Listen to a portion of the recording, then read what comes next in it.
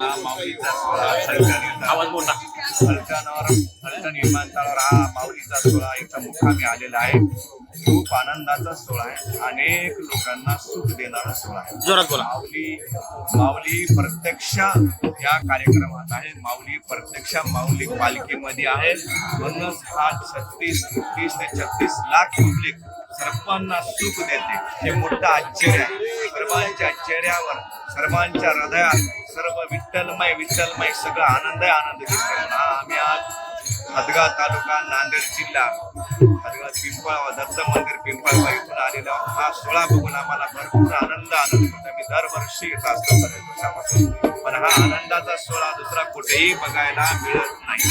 असा सोहळा या भूतलावर कुठेही नाही. तर हे प्रथम म्हणजे पंढरपूर ते आळंदी हा सोहळा अद्भुत आणि आश्चर्यचकित आहे. देव नाही म्हणतं, पण प्रत्यक्ष माऊली रूपाने हा सोहळ्यामध्ये हजर असते. म्हणून हा आनंदाचा सोहळा तुम्ही सर्वांनी वरच्या येऊन बघावा, आनंद घ्यावा. हा आनंदाचा सोहळा. जय हरी माऊली. मी आतिश शिवाजी ढोणे, माझं गाव मुरमाड, तालुका घनसंगी, जिल्हा जालना येथून मी आलेलो आहे वारीचा आनंद घेण्यासाठी. आता 4 वर्ष झालं मी कंटिन्यू येत आहे. खूप आनंद आहे वारीमध्ये. सगळ्यांनी वारीमध्ये यावं, सहभागी व्हावं, माझी अशी इच्छा आहे. दर्शन जाधव.